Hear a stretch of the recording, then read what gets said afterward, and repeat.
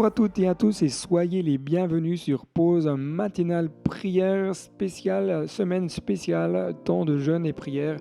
Un temps où je vous invite encore et je vous encourage à persévérer dans cette attitude de cœur, à chercher le cœur et la présence de Dieu dans votre quotidien. Prenez du temps pour lire la Bible, pour méditer certains textes, pour méditer sur ce qui est peut-être déjà sur et dans votre cœur, ce que Dieu vous a déjà peut-être montré, vous a révélé.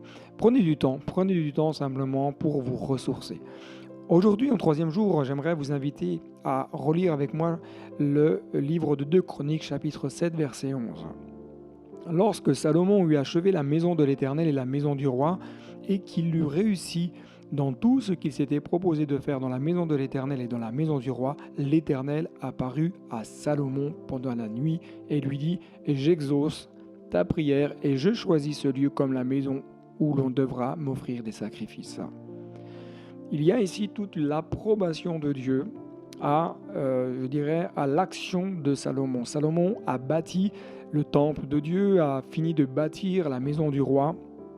Et durant la nuit, Dieu va se révéler dans le cœur de Salomon et va lui attester que Dieu, l'Éternel, choisit cette maison, donc la maison de l'Éternel, pour y faire résider son nom. Ce sera le lieu où tout le peuple sera invité à venir offrir des sacrifices, venir offrir la louange, l'adoration, offrir le parfum, venir écouter la parole de Dieu.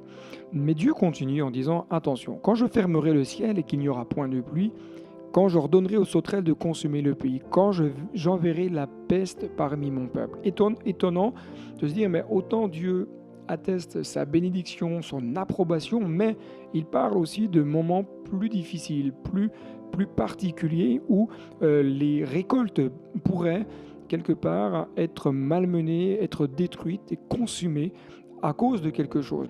Quand la difficulté est le résultat de nos mauvais choix ou de nos mauvaises voies, Dieu a évoqué notamment pour Israël que leur agriculture, leur culture pourrait subir certains fléaux à cause de leurs mauvais choix ou à cause de leurs mauvaises voies.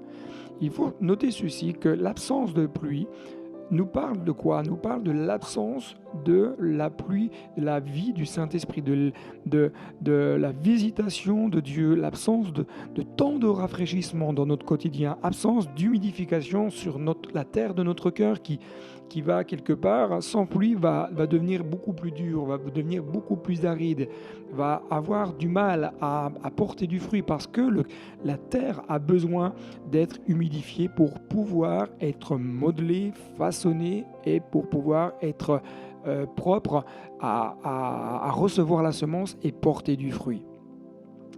Deuxièmement, les récoltes dévorées. Pourquoi je dis cela? Parce que je voudrais juste rappeler que le but de votre ennemi, qui est le même que le mien, nous avons tous un ennemi commun. Le but de notre ennemi commun, c'est de détruire la semence qui a été plantée dans notre cœur. C'est de détruire ce que Dieu a déposé dans notre vie. C'est de venir dévorer tout ce que Dieu nous a accordé pour sa grâce. Il y a la notion de cette destruction de l'ennemi qui vient nuire à tout ce qui est utile à notre existence, tout ce qui produit la vie. L'ennemi, lui, son but, c'est de détruire. Il y a également la notion de destruction par oppression dans le fait de dévorer. L'ennemi oppresse des cœurs, oppresse des vies, oppresse même des personnes qui sont dans la foi. Rappelez-vous ceci, que votre ennemi commun n'est qu'un voleur. Il n'est qu'un destructeur, il n'est qu'un menteur et un ravisseur. Il dérobe et il détruit. C'est son objectif premier, c'est de vouloir nuire à notre vie. Vous croire qu'il ne nous fera jamais de cadeaux. Il ne nous fera jamais de cadeaux. Retenez bien ceci. La peste qui vient toucher le corps, littéralement, c'est des fléaux, la mortalité. Nous devons juste comprendre que nos mauvais choix, nos mauvaises orientations peuvent entraîner toutes ces choses-là que nous venons d'évoquer. Le but ici n'est pas d'apporter de jugement ni de culpabilité en quoi que ce soit, ce n'est vraiment pas du tout l'objectif de cette capsule.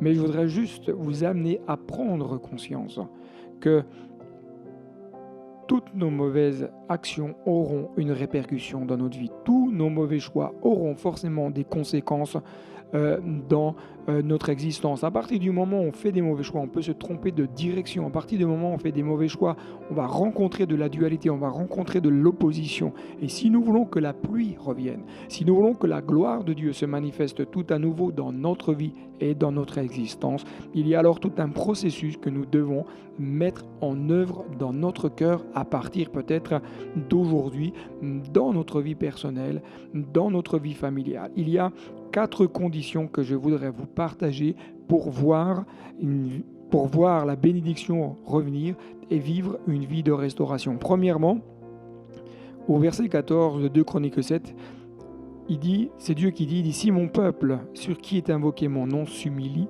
prie et cherche ma face, et s'il se détourne de ses mauvaises voies, je l'exaucerai des cieux, je lui pardonnerai son péché et je guérirai son pays.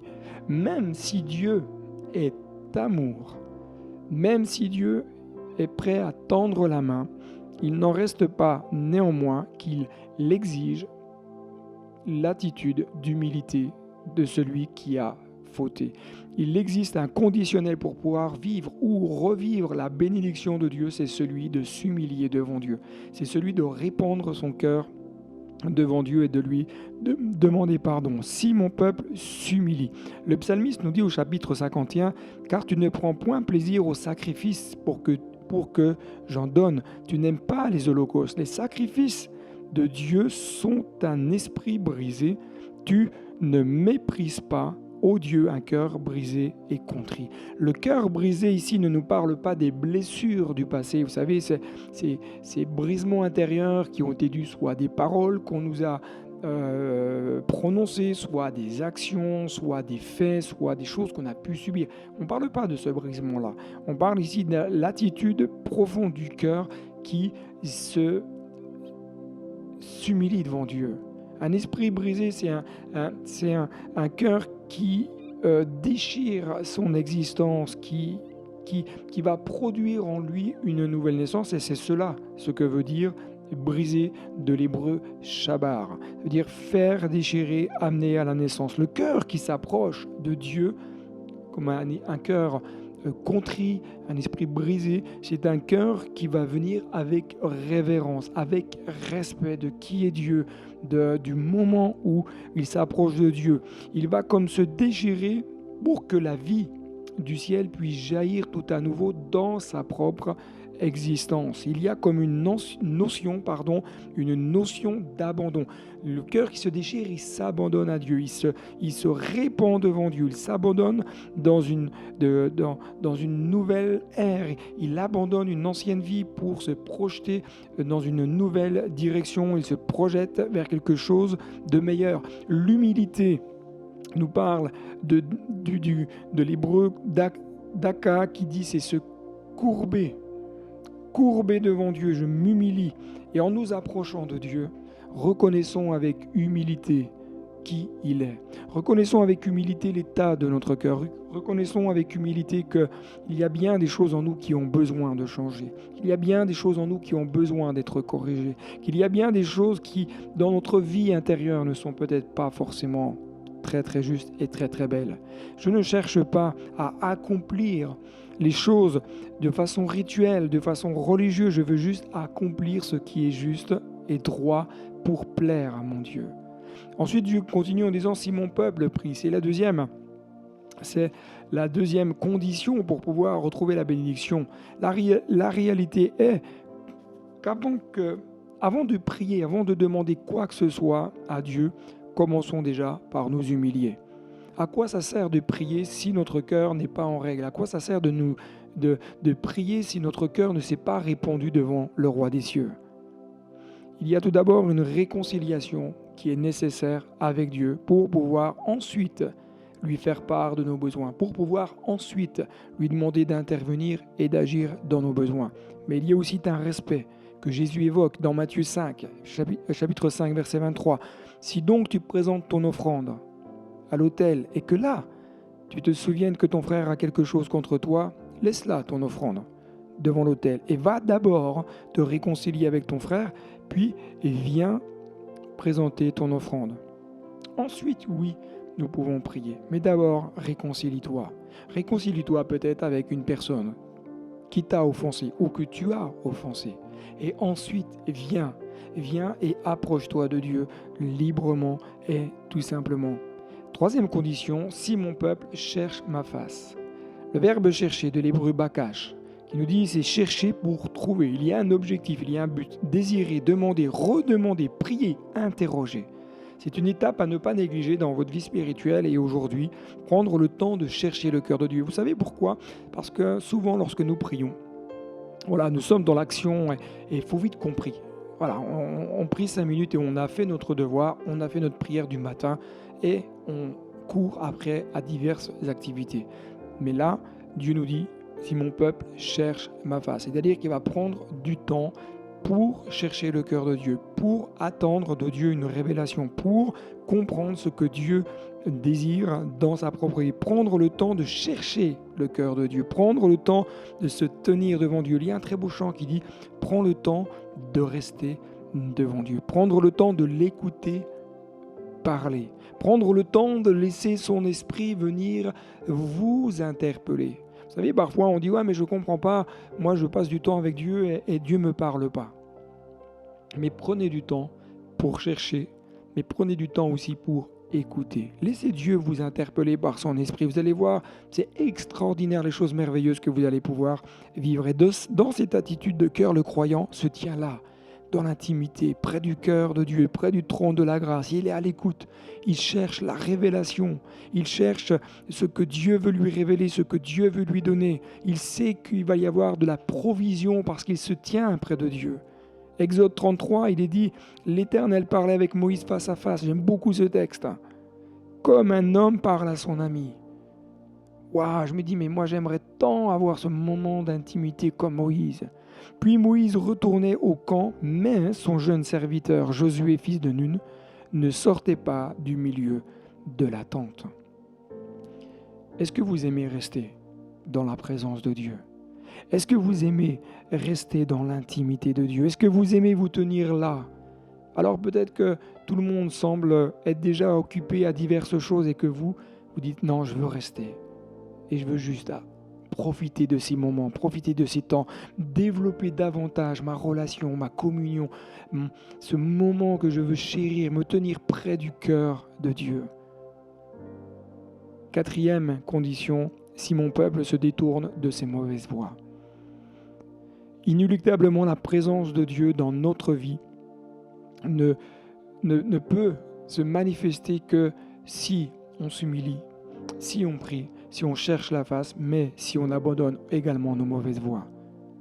Je crois que lorsqu'un cœur s'incline devant Dieu véritablement et sincèrement, cela va produire un vrai changement dans son être intérieur. Je ne peux prétendre continuer de vivre de la même manière lorsque je suis dans la présence de Dieu. Je ne peux excuser mon mauvais caractère lorsque je désire vivre pour Dieu. Je ne peux agir selon mes propres principes, mais je me laisse toucher et j'abandonne. Je me détourne de tout ce qui déplaît à Dieu, je me détourne de tout ce qui ne le glorifie pas et je ne marche plus selon mes propres principes, mais je marche dans une nouvelle destinée, dans celle que Dieu a prévue. J'avance sur cette route nouvelle que Dieu a tracée pour moi, pour vivre l'extraordinaire, pour vivre le plein potentiel que Dieu a donné, pour vivre toutes les choses merveilleuses qu'il a prévues. Oui, il y a d'abondantes joies dans la présence de Dieu, mais il y a aussi d'abondantes bénédictions. Et c'est pour cela que dans ces temps de jeûne, de prière, prenons du temps pour nous humilier, pour prier, chercher sa face et pour dire Seigneur, voilà, ça je l'abandonne maintenant et je le laisse pour m'engager pleinement et entièrement avec toi. Prions ensemble quelques moments. Seigneur mon Dieu, merci pour ta parole. Elle est vivante, elle est puissante, elle est efficace. Et je crois qu'elle ne revient pas à toi sans faire son effet. Seigneur notre Dieu, c'est vrai Jésus que la première démarche est celle de s'humilier devant toi. Et ce matin, on veut humilier nos cœurs, nos âmes.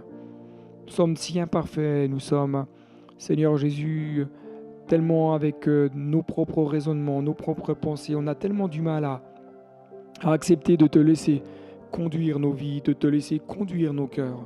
Seigneur, j'humilie mon cœur devant toi, je le répands devant toi, je répands mon âme devant toi, je répands ma vie devant toi. Seigneur Jésus, je sais que tout est à nu devant toi, que rien ne t'est caché. Tu me connais entièrement, tu connais mes défauts, tu connais mes luttes, mes combats. Mais je sais que tu fais grâce ce matin. C'est pour cela que je veux te prier pour tous ces bien-aimés qui sont là avec moi ce matin au travers de cette vidéo, tous ceux qui vont voir cette vidéo plus tard.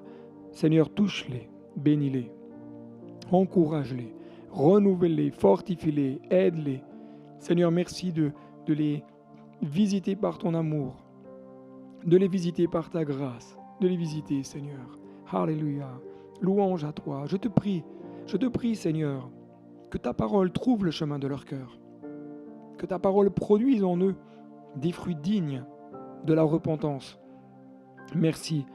Merci Seigneur, et s'il y a encore des cœurs qui résistent, eh bien Seigneur Jésus, je te demande, par ton esprit, de venir les interpeller, par ton esprit de venir les toucher et de les amener à te découvrir. Seigneur mon Dieu, merci pour ces moments que nous pouvons prendre.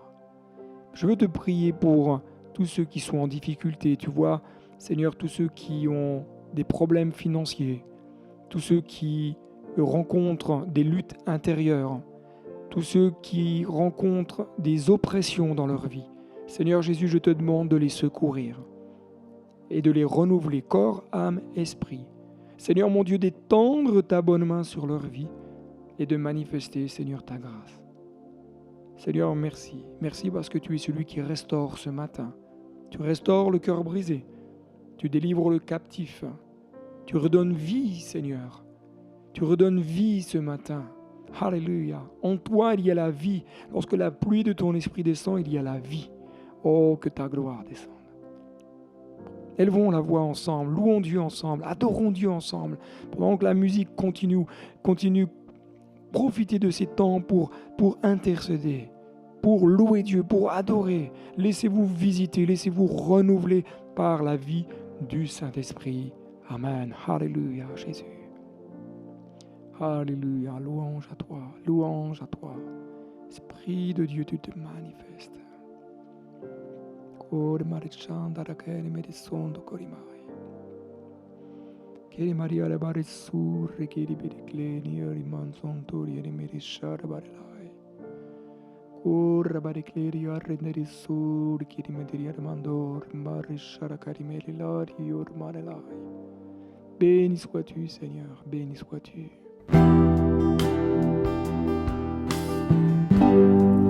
Vie t'est brisée, Seigneur. Vie et sans espoir.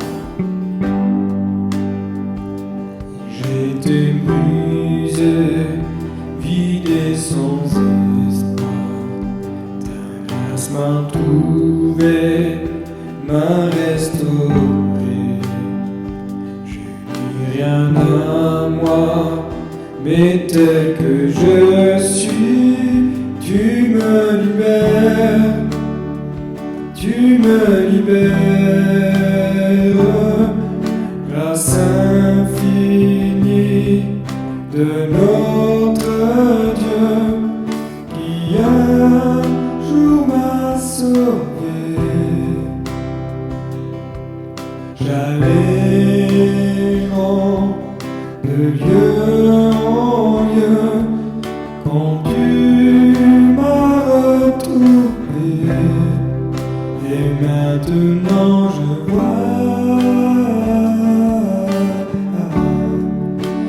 vois l'amour, la grâce dans tes yeux, donnant ta vie pour moi, me ramenant de la mort à la vie.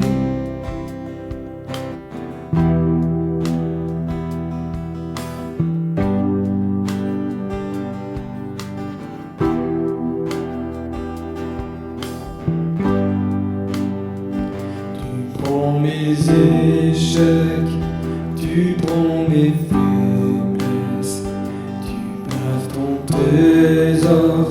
dans des vases d'argile. Pour mon cœur, Père, je veux te servir pour que tout soit ta grâce en moi.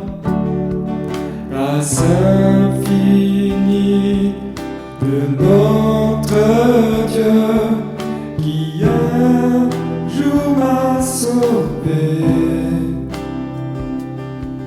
J'allais de lieu en lieu quand tu m'as retrouvé. Et maintenant je vois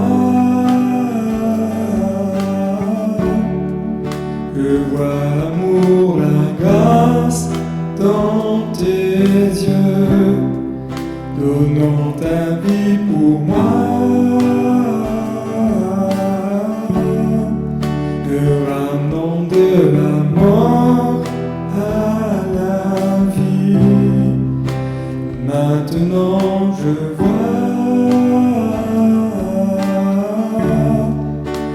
vois l'amour, la grâce dans tes yeux, donnant ta vie pour moi.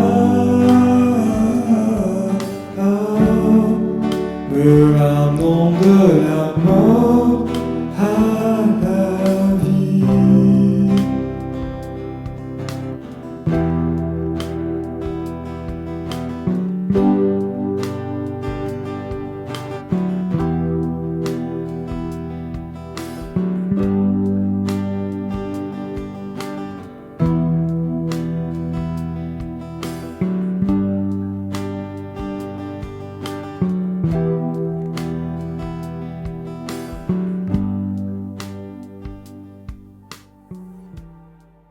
Seigneur Jésus, nous étions comme ces vases brisés, vides, sans espoir, mais avec toi.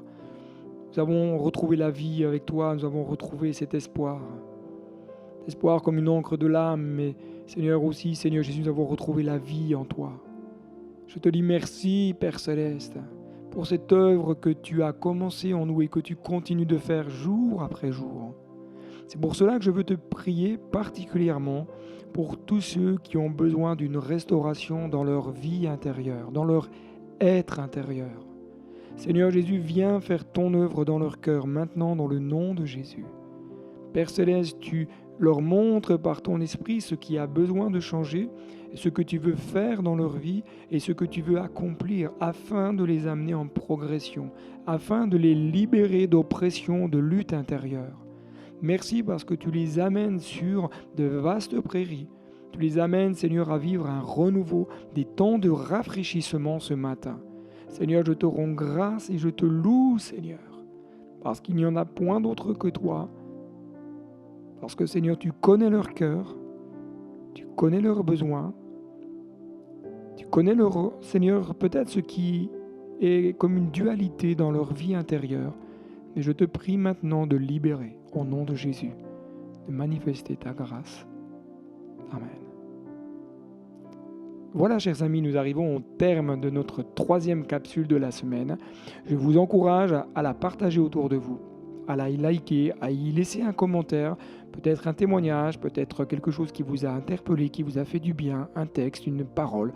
Voilà, n'hésitez pas à la partager autour de vous dans les différents réseaux sociaux afin que le plus grand nombre soit béni et puisse vivre également des temps de rafraîchissement. Je vous dis à demain matin pour une autre capsule et que Dieu vous bénisse. Bonne journée.